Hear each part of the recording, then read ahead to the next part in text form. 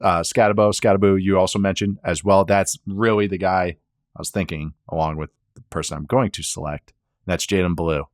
Ooh, Cowboys. Okay. God. Went day 3. I hate that you just made producer Colin happy, but good, continue. I just saw that his note right here, so time's up great. I really like him, and I think that if he were bigger, famous last words, yeah, he would probably go higher. He has juice, but he has, as opposed to a small guy that has speed, a small speedy guy, he ran a sub 4.4. He's 195 pounds. Usually those guys bounce all their runs. Bounce them. They run like Etienne, who I just mentioned. Etienne's bigger, obviously, but this style usually bounces runs. They're very inefficient, very frustrating. Fantasy people are going, why isn't he on the field all the time?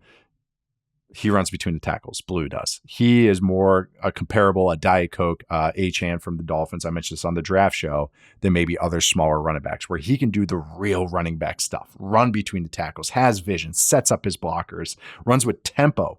So he's not speed, and okay, the other stuff is just, collateral. I really think that this is a great situation for him behind this big offensive line of the Cowboys. How are they going to see him? They're never going to see him. Right. And then Javonte Williams is on the roster. Yeah, he's better than that. Miles Sanders is on the roster. He's better than that. Like, he's a better running back than those guys, even if he's smaller.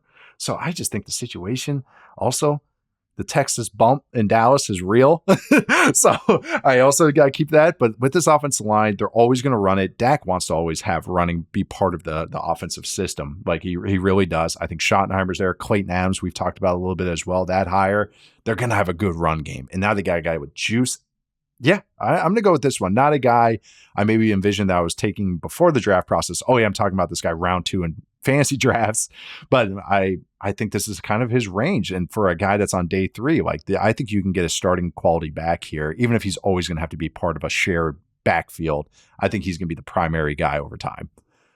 Yeah, I like this. Look, it just how is he not going to see the field? Even if it's fifth round pick, how is he not going to see the field when we're talking about Javonte Williams and Miles Sanders? Maybe there's another move for them coming at some point, but as it stands right now, Jaydon Blue certainly could outkick that day 3 draft capital.